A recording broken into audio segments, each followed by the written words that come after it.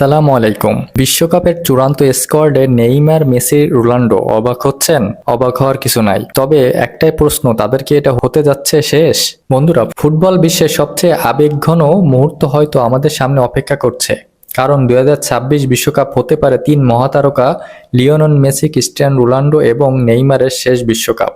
একদিকে মেসি, যিনি ইতিমধ্যে বিশ্বকাপ জয়ের স্বপ্ন পূরণ করেছেন, অন্যদিকে রোনাল্ডো এখনো শেষবারের মতো বিশ্বকাপ ছুঁতে মরিয়া। আর ব্রাজিলের জাদুকার নেইমার ইনজুরি কাটিয়ে আবারও তে চান বিশ্বমঞ্চে। দেখুন, নেইমারকে নিয়ে অনেক জল্পনা কল্পনা যে তিনি কি বিশ্বকাপ স্কোয়াডে থাকবেন।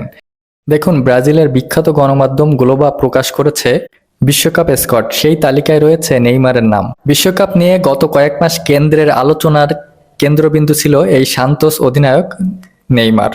অবশেষে তার বিশ্বকাপ স্কোয়াডে থাকার মোটামুটি একটা ধারণা পাওয়া গিয়েছে এবং এটা যে শিওর হতে যাচ্ছে সেটা কিন্তু প্রায় নিশ্চিত। তবে এখনও কিছুটা ধোঁয়াশা রেখে দিয়েছে 18 তারিখের জন্য।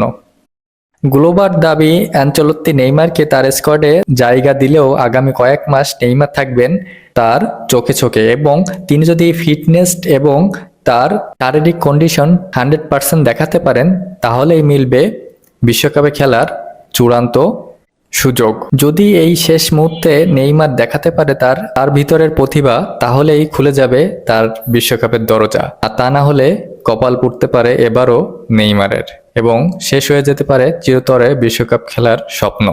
এবং গতবারের চ্যাম্পিয়ন আর্জেন্টিনার লিওনেল মেসি, যিনি কিনা বিশ্বকাপে সবথেকে বেশি ম্যাচ খেলেছেন, 26টি ম্যাচ খেলার বিশ্ব রেকর্ড গড়েছেন এই বিশ্ব তারকা লিওনেল মেসি, সর্বকালের সেরা ফুটবলার।